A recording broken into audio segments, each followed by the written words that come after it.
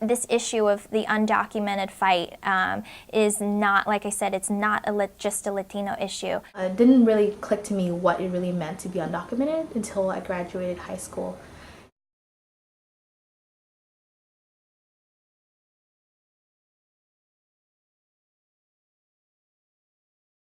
I wasn't allowed to go get a job, wasn't allowed to get a driver's license because I didn't have a social security number. Dream Act is a long fight. It's been in Congress for over 10 years.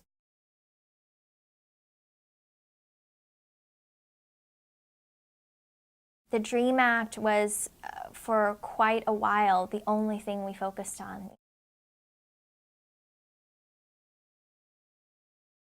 Before that vote, we just did a bunch of rallies. We organized with other groups such as the Student Immigrant Movement and a lot of different teachers groups and other counselors, students, universities to advocate for this bill. At Scott Brown's Christmas party, and Scott Brown was the only senator that didn't support the DREAM Act, so we were there to get him supported, and it was a lot of energy.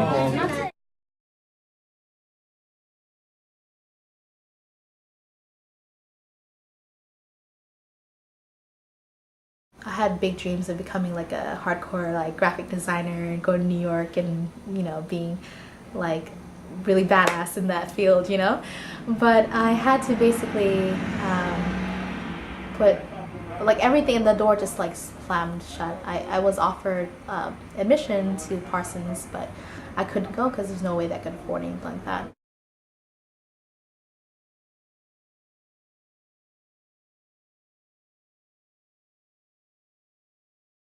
There's a legislation right now in the State House that would allow undocumented students to pay in-state tuition to go to schools like UMass Boston. The in-state tuition is obviously a really big issue right now, something that is winnable in Massachusetts. A lot of students who are undocumented usually come from lower income families, and having to pay out-of-state tuition simply is unaffordable. We're also continuing forth with end deportation campaigns of our really good friend Selvin, who was in Maine, who was going to college, and one day he got into a car accident. And because he was so scared, because he was undocumented, he ended up running away from the scene.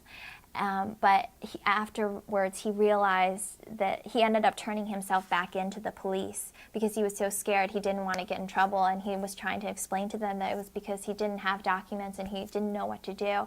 And so they turned him over to ICE, and he was instantly given a deportation trial. Even with my best friends, I talked to them about being undocumented, they would just blow it off like it's not a big deal, or they would actually start having conversations with me, well, they're illegal, and they, it's like they don't pay taxes, they don't deserve blah, blah, blah, blah. But I knew very well my parents paid taxes, and I pay taxes all the time. I went shopping a lot, so I pay taxes. It's not reasonable to tell someone that, hey, you grew up in America, you were as an American as any other kid, but you're just not American on paper.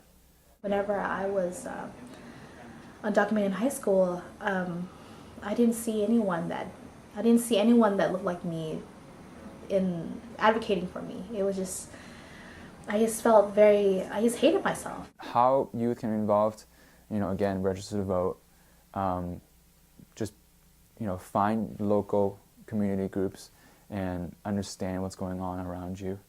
Get out there and push people, push yourself to do something about it, because education on its own isn't going to do anything. You have to help other people educate themselves, and you have to make a change.